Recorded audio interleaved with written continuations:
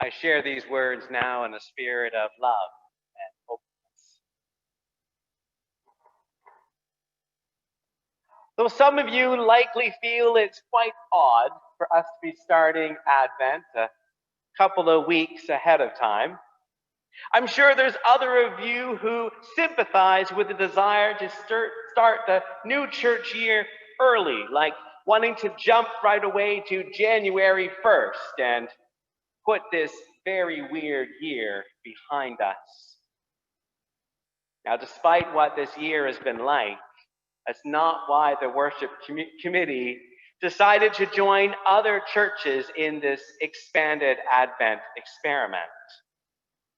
Rather, it was to give us all a chance to sink into the meaning of Advent, not as some lead up to Christmas, but as an annual reminder that our focus as disciples of Christ is to be on God's reign, both present nascently, birthed in our day-to-day spiritual lives, and fulfilled in some future time when Christ is expected to return in glory. Advent names the tension we feel living in this moment, even as we yearn for what is yet to be. And we feel this tension as Jesus commends the gift a widow makes in the temple. In contrast to the big givers donating from their surplus, her penny is all that she has. We want to commend her as Jesus does, but her generosity seems utterly foolish. That was likely Naomi's thought when her daughter-in-law, Ruth, offered to leave Moab behind and accompany Naomi back to Judah. They were widows with no male relatives where they lived, and so they were penniless. How on earth would they survive? But Ruth met Boaz, and as we heard, they married, and she bore a son, Obed. Naomi let Ruth come with her because she trusted that God would provide. And this isn't the only kind of story like that in the Bible. In 1 Kings, Elijah stays with a widow and her son during a time of drought. Though she was preparing a final meal from the last little bit of flour and oil that she had, she still shared it.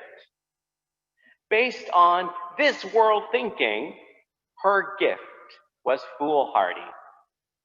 Yet, if we read further, we know that the flour and oil didn't run out until the rains finally returned. And the widow in the temple has that same kind of trust, very different from the high rollers doling out their excess of what they hoarded so that everyone could see what great successes that they were.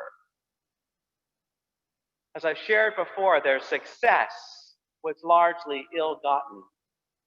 Many leaders had taken advantage of the Roman occupation to buy up large swaths of land, displacing people like that widow and other vulnerable people. The support system that made it possible for Naomi and Ruth to survive was unraveling in that time. We need to remember that not only had the law enshrined the norm of extended families supporting people like Naomi, and said that grain was to be left in the fields so that people like Ruth could glean it, the same law dictated that every 50 years, land was to be returned to the original families that owned it. Debts were to be forgiven, and slaves were to be set free. This was to ensure that no one accrued so much that they could dominate over others. This Jubilee year holds before us a vision of community that is rooted in sharing. Now, it doesn't mean you can't make a profit, but not so much that community itself is threatened when wealth is accumulated in the hands of only a few. The Jubilee year offered a vision of trust in each other, trust that there would always be enough for all. It's a vision, well, it's not the vision that empires work themselves on. And by Jesus' time, it seemed like a living out of that vision of trust and support. Well, that vision was gone. No wonder then that he applauded the widow, because she revealed that that vision of supportive and trusting community, it was still there. That God's reign could still be born. But only if people are willing to live into it, to share in a spirit of trust and hope and love. Now, I'm sure, as you can imagine, there's been a good deal of analysis over the last couple of weeks about the U.S. election.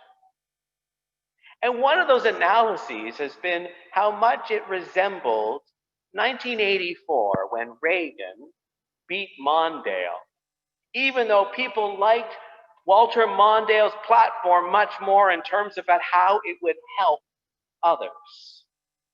But when they got to the ballot box, they voted for Reagan, believing that he'd put more money in their wallets. Now, fortunately, this election has been called for Biden, but we know that it was tight. Biden's platform highlighted supportive and sharing community, but believed that Trump's leadership would bring greater prosperity still motivated 70 million voters despite his ongoing bungling of the pandemic. This is a reminder to us of why we need Advent each and every year, a time to place before us the ultimate goal of God's reign, of saving justice and inclusive love. God's reign grows closer to fulfillment when we live with its values as our guide. Take again the widow. She lived with gratitude. She was grateful for what she shared in God's abundance, rather than being fearful that she wouldn't have enough. You see this lived out in the person who budgets giving, choosing to set aside a percentage of what they earn for church or other charities, rather than make donations based only on what's left over. And with that second approach, we all know that there's very rarely much that's left over. Instead, for the widow, sharing in this way makes visible the world that she wanted to live in. And making visible the world we want to live in is a big part of what we do in church. We seek to live out what God's reign means, is what we celebrate in communion. We often think of Jesus' last meal, and we forget that was all the other meals that he shared that made that meal in the upper room his last. By eating with tax collectors and prostitutes and so-called sinners, he made visible God's reign of supportive and inclusive community, a vision that was a threat to those beholden to Roman hierarchical power and wealth. And we continue here in this place and wherever we are to share just such an open table, making visible God's dream for us. A world where no one is excluded from God's family, a world where no one is excluded from our family.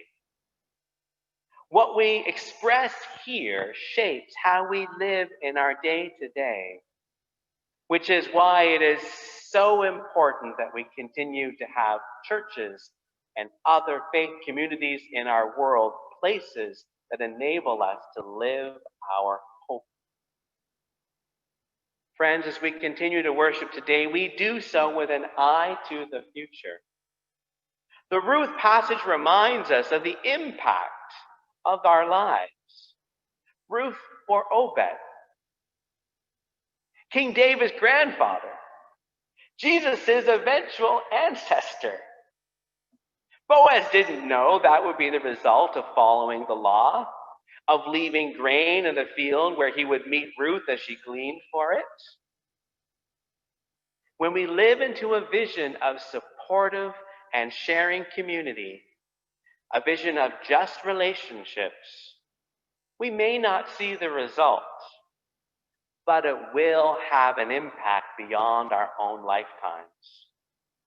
May we never step away from God's vision, but live knowing we are birthing a future of justice, of peace, and inclusive love for all. Amen.